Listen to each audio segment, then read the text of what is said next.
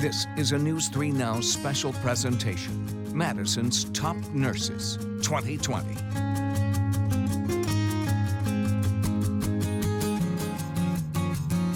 These are the faces of the heroes on the front lines this year, and we're honoring them tonight.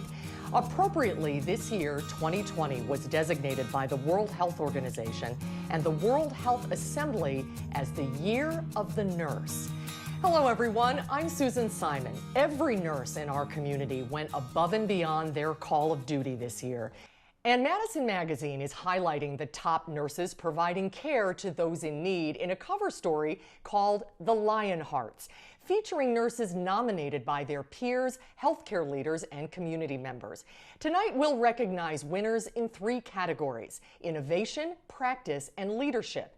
And with 60 nominees, all worthy of the award, they were difficult choices to make. We begin with one of the winners in the Innovation Award. Here's Chris Stanford. Defined as a new idea, method, or device, the high stakes of the pandemic have inspired some to rise to take on unprecedented challenges. That's certainly true for the 2 accomplished women you're about to meet.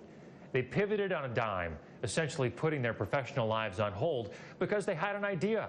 They learned new methods, and they knew the devices that would make a difference. It may not look like much, but the work happening in this trailer is quite incredible. It's here 2 women built a bridge between 2 groups of people that were separated by the dangers of COVID-19. There was a problem I knew how to solve. The problem was at Dane County's homeless shelters. When the pandemic was taking off, shelters needed nurses to screen their guests. The alternatives, another night on the streets or risk spreading the virus. That's where the bridge comes in. Let's call Bree Laughlin and Tracy Zvenich the architects. With nearly 4 decades of nursing between these friends, they refocused their experience and started Nurse Disrupted. The technological link they created connects nurses and guests at local shelters. I knew how to do it with technology and nursing, and I couldn't think at that point of not doing it when I could see such a clear path and solution. Their idea was to take the complexity out of the technology so nurses could screen patients through an iPad. At the shelter, there's a tablet on a stick at the location. You touch the tablet, on the other end is our nurse or nursing student who's ready to observe, educate, and screen. So simple, it worked. Our COVID-19 screening program have helped the shelters remain outbreak-free for over 6 months into this pandemic. The next category, the Practice Award, goes to 2 outstanding nurses working in COVID units. Here's our Josh Spreiter with the first.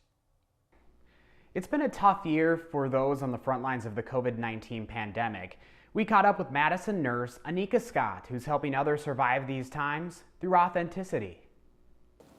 My parents did really well with instilling values in us, the importance of hard work, of good work ethics and discipline in working towards our dreams and our goals in life. Scott is the only Black nurse on her unit in a state where only 2% of nurses are Black. Being part of such a small minority of nurses, it is eye-opening. I am one of very few Black nurses at UW Health. Her story doesn't begin here in Madison, though. She grew up in the Caribbean and later moved to do missionary work and teach English in Mexico, where she earned a degree in management and communication studies. Next, she went to Haiti, where she earned her master's degree in public health administration while working as the director of education and training at a hospital. That's when she realized she wanted to do more, give more, and experience more. I felt like I was missing something in that direct patient care. When she came to the United States, her husband began teaching at Beloit College, just as the UW-Madison School of Nursing was launching its accelerated 12-month nursing program. Soon after her 22-week orientation at UW Hospital, COVID-19 hit. But her life experiences prepared her for this moment. I think so. It helps with the way I approach my patients, the way I speak with my patients. I think that I'm able to think beyond what I see in front of me and treat with them on that level, meet them where they are, but help them to take an additional step. She certainly never predicted that a pandemic would strike and she'd find herself serving UW Hospital's most acute patients, all in her first year on the job. When I think of COVID and the way that it is affecting everyone, but particularly the Black community, it is something that is heartbreaking in the sense that Black people have so much to put up with and have had to put up with so much in life. Now she opts to wear a hooded battery-operated respirator with a clear face shield. Even though it requires extra time and care to gear up and down and clean between patients, she says it's more personal. I prefer to use the PAPR, which is a clear shield. It allows patients to see my face. It allows them to see my smile, to see my concern. Stories of compassion within the healthcare community aren't hard to find, but one nurse practitioner at the William S. Middleton Memorial Veterans Hospital, Rachel Ruland, shows us how she became like family for people going through their hardest times. For most of us, a hospital feels anything like home. We're used to touching our patients. We're used to being very close. That's not how nurse practitioner Rachel Ruland feels, though. We're used to being like nurturing, compassionate people, touching our family, hugging. Things like this don't occur anymore. Family is how Rachel considers her coworkers at the VA hospital. And like most of us, Rachel would do anything for family. It's heartbreaking for nursing. So when the COVID-19 pandemic first hit, she requested a transfer to the VA's intensive care unit to help prepare for a potential surge. She was asked to create a role for nurse practitioners, not normally found in ICU settings. But her managers say she went above and beyond, extending that sense of family to include loved ones not allowed inside hospital walls.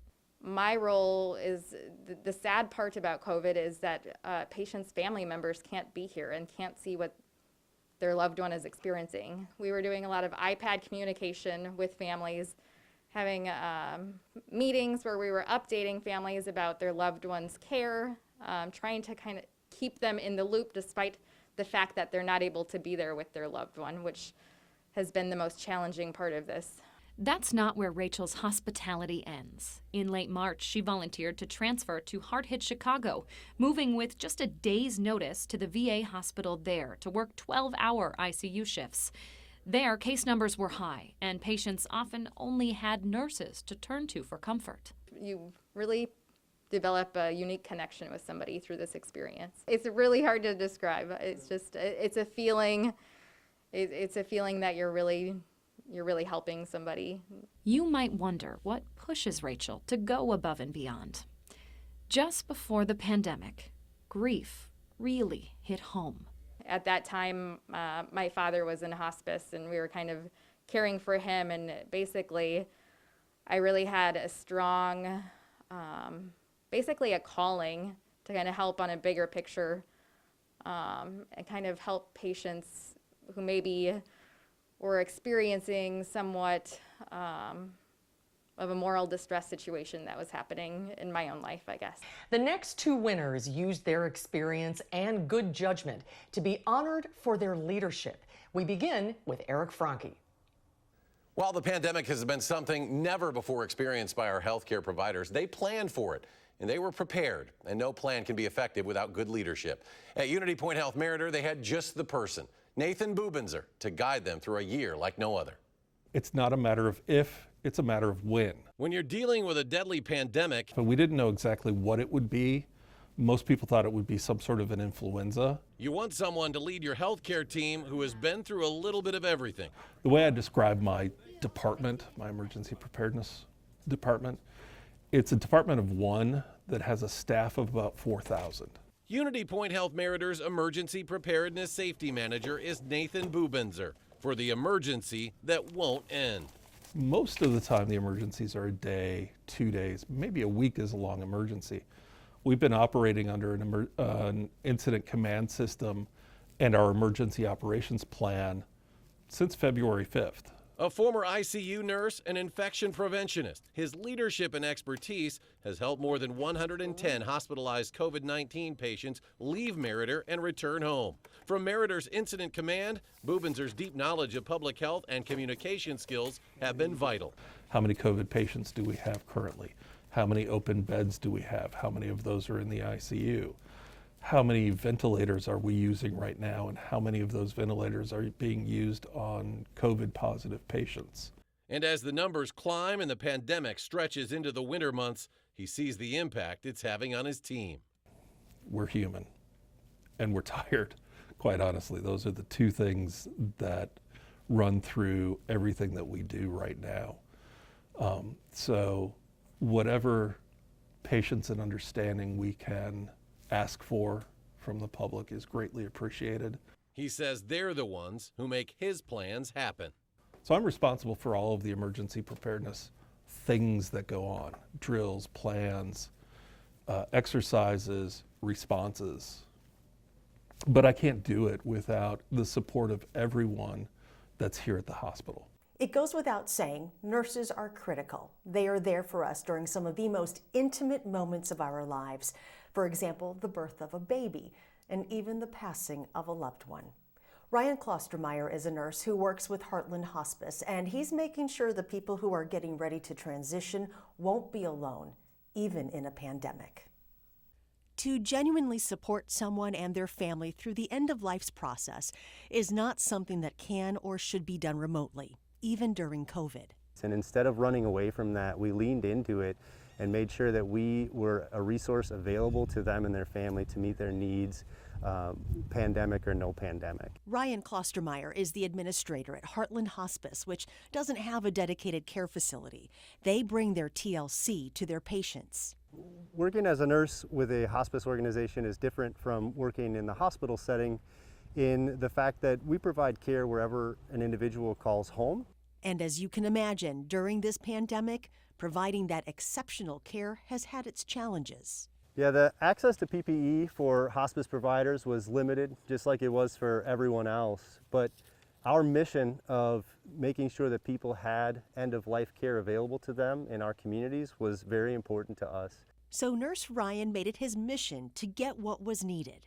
And so not only did we work as an organization to make sure that we could garner all of the appropriate PPE to keep our team and our patients and their families safe, but also we reached out to the community and said, we're serving a mission and we need your help.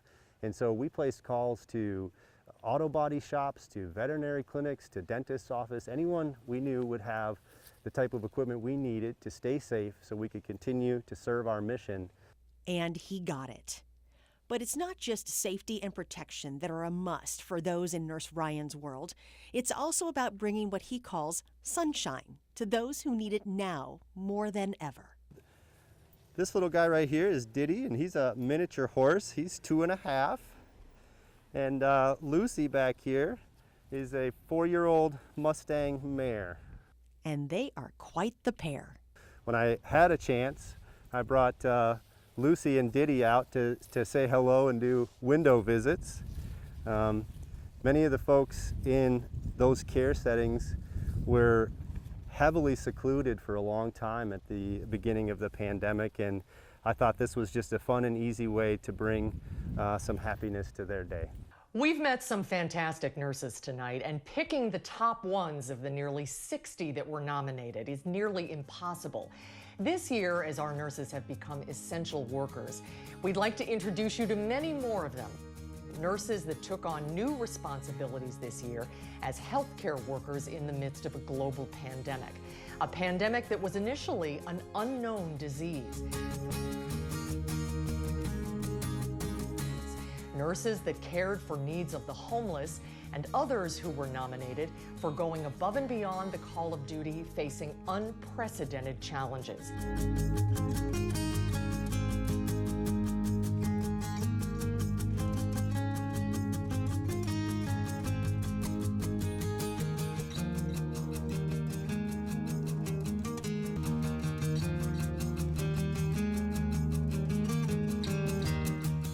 These are the faces we all owe immense immense gratitude toward, and a huge thank you. News 3 Now and Madison Magazine salute them all. They are the top nurses of 2020.